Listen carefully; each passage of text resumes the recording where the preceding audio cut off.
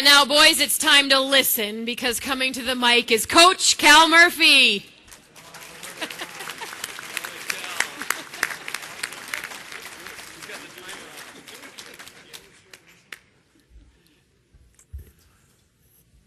Thank you very much. It's really an honor and a pleasure to be here. And it takes me back thinking about that '84 season especially. Well, actually, the building of that team started in 1983.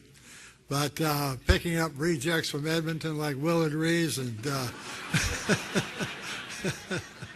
Sean Kehoe and the likes of those, we built a really good football team. They were a lot of fun to coach. Now, we also had an outstanding football coaching staff. And John Gregory was the offensive line coach, and he was a super guy to coach and a super guy to have on your staff. We had an outstanding staff and had a lot of fun. I can still remember the day I was at the Coach of the Year luncheon, I guess it was, and I was holding court with some people after the luncheon, and I can still see Jan Brown walking into the room and taking me up to see Paul Robson. I would like to say this. Paul Robson was an outstanding general manager, and you never went wanting for anything.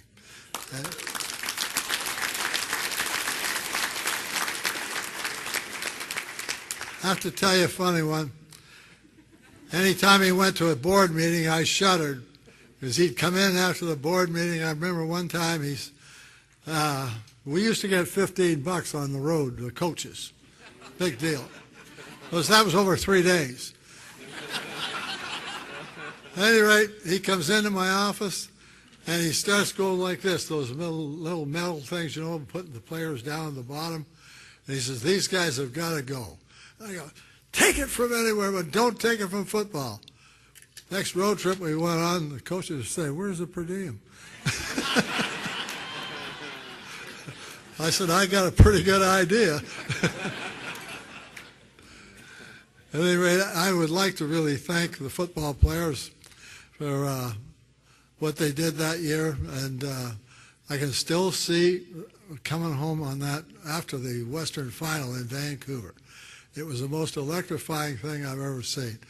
The crowd was just awesome, and Paul Robson says, "Follow me," because the crowd was just crowding in like that, and we got on the bus, and then, of course, we go to the Grey Cup, and that was the icing on the cake. Now, as a head coach, I've always been able to delegate things, so I didn't have to do things like this. So I'm going to delegate now to Chris Walby. The only thing I'm going to say is, Chris, you keep it to 2 minutes.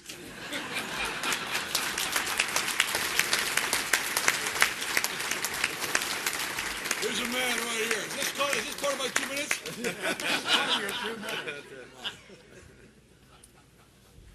Oh, yeah. Oh, boy. What a great night. Was it a great night or what? Listen, it is an honor here. Could everybody just stand up? Stand up, please. Just stand up. Could everybody just stand up? Stand up. If you can't, get someone to help you up. All right? Put your hands up in the air and just go, "Oh, that feels so damn good."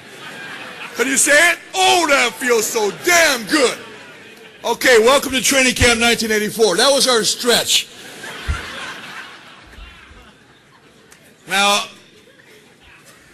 I've got my notes upside down here. I took notes as I listened to the speakers. The Honorable Eric Robinson. Where are you, sir?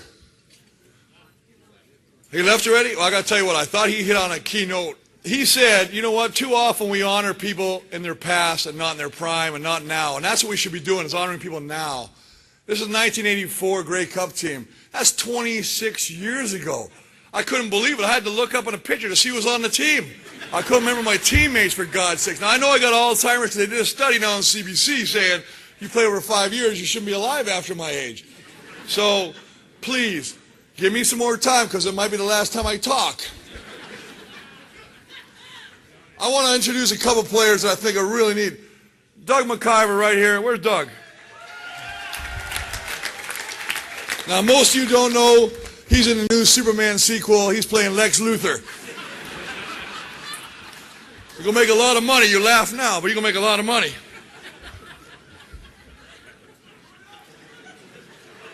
Oh, man.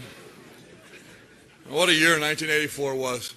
I have to say, I know it was echoed in the film, but we had the #1 offense, and it's been a long time since I can say that. Tommy Clemens, Johnny Hufnagel. How many were at the game yesterday? Oh, this is like the 1998 East Final. Everybody, I was there. I didn't see the tickets, man. Anyway, it was a great thing. I tell you what, but I want to thank the Hall of Fame. I like Rick Brownlee for putting on an outstanding event. I mean, come on, you got to think about this. We got some great people up here. You got some great honorees. You got what was that, a canoe? Was that a canoe team? I looked and I had to get my glasses. 3,200 miles they canoed and they portaged 60? 60 miles, people. Most of us don't walk 60 feet. And I met that one guy, Jim, what was his name, Paul? Jim McEachern. Where's Gib? Gib, okay. Jim and Gib is close. Aquaman, where are you, Aquaman? What an amazing athlete. I got to tell you, the guy is, 70 years, and he looks fantastic. They mentioned one person. There's two people I'd like to mention that have recently passed that are no longer with us. They mentioned Val Belcher, the great Tyrone Jones. They missed Delbert Fowler. And, of course, last week we had the sudden and unexpected passing of Bruce Robinson. So these were great characters in the building of our ball club, and I think they should be recognized as well.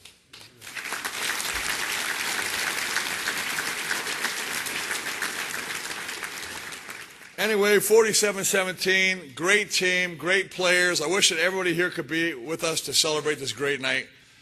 I'd like to honor all the other inductees because I think that it's a fantastic honor. And sometimes it just takes a night like this to be recognized, but all too often we're just a speed bump in life. People pass, people go on, and we forget. And it's so nice to remember, and I think that's one thing hopefully we'll all will do is remember. So with that, I'll close and say, God bless you all, drive safe, and thank you for a wonderful night.